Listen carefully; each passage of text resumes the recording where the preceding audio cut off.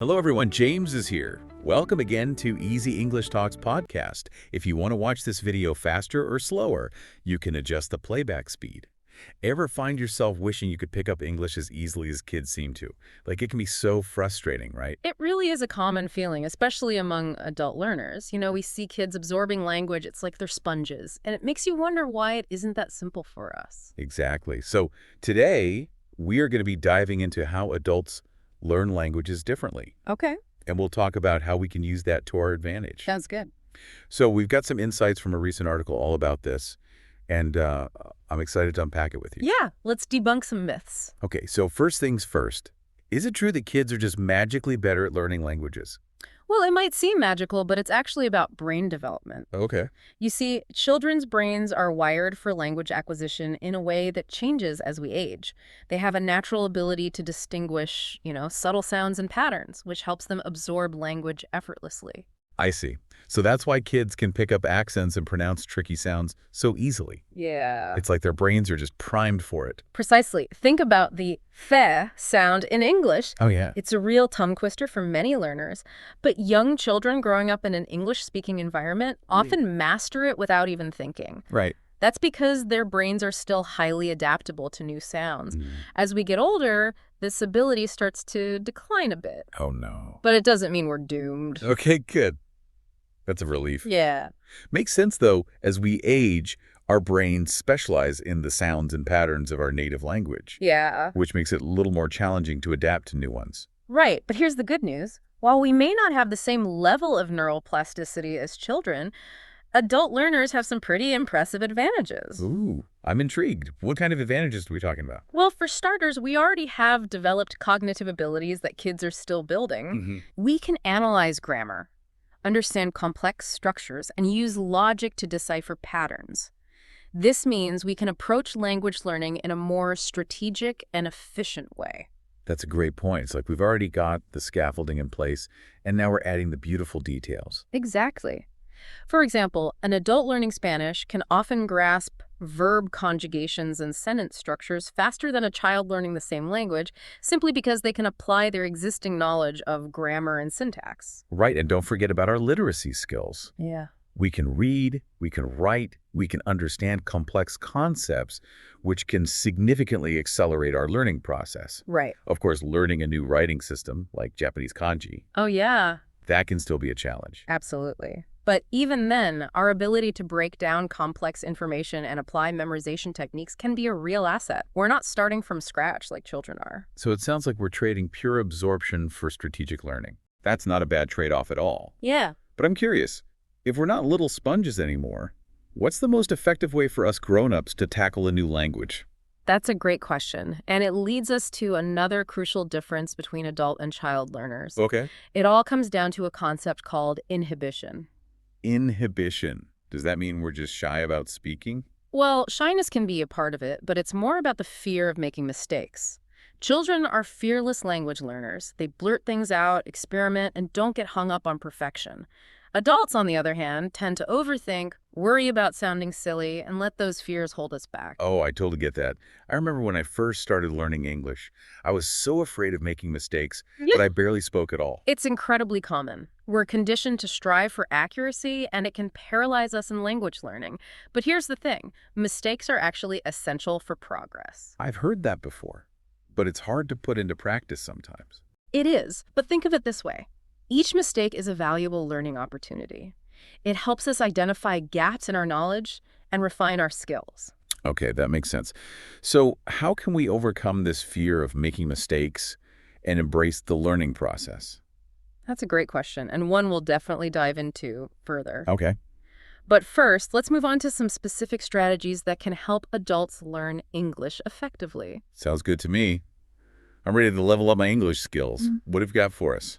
One of the most effective strategies for adult language learners is immersion. Immersion. You mean like surrounding myself with English as much as possible? Exactly. Think of it like creating your own little English-speaking world. Okay. Watch movies and TV shows in English, listen to English music and podcasts. Right. Even try changing the language settings on your phone and computer. I've heard about that technique. Doesn't it get overwhelming though? It can be a bit daunting at first, Gotcha. but the key is to start small and gradually increase your exposure. Begin with content you enjoy, like a favorite movie dubbed in English, or a podcast on a topic that interests you. So instead of forcing myself to watch boring news broadcasts, Right. I can start with a comedy show I'd enjoy anyway.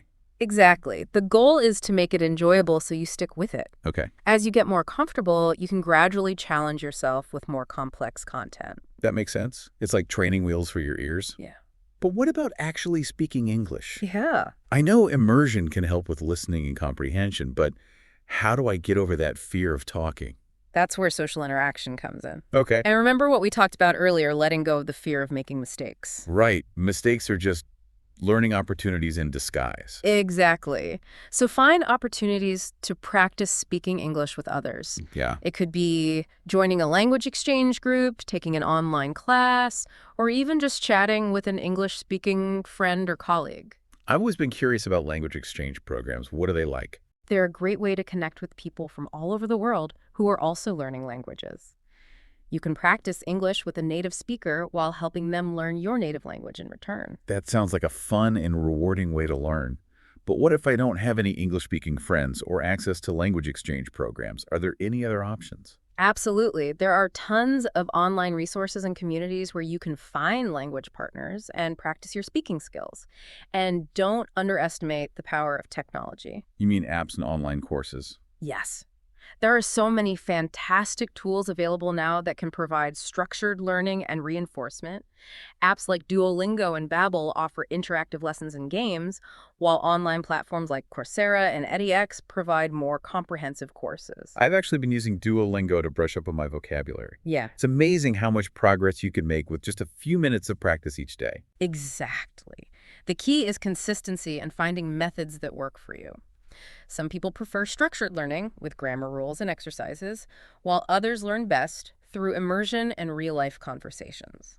So it's all about finding what clicks for you. It's kind of like personalized language learning. Precisely. And the beauty of it is that you can combine different approaches. Right. You can use an app to learn basic grammar, Okay. then practice those skills through conversations with a language partner, and reinforce your learning by watching English movies in your free time. That sounds like a winning combination. So to sum it all up, it seems like adult language learners have a lot going for them. Yeah. Even if we don't learn in the same way as kids, Yeah. we just need to play to our strengths and find strategies that work for us. You've got it.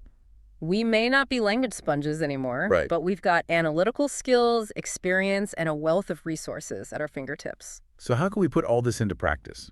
What's one specific thing our listeners can do today to start improving their English skills? That's a great question, and I think it circles back to what we discussed earlier about embracing mistakes and finding opportunities to practice. So it all comes back to taking action and not being afraid to stumble along the way. Right. Exactly. Even small steps can make a big difference. Think about those kids who seem to learn languages effortlessly. You know, they're constantly experimenting, making mistakes, and getting feedback.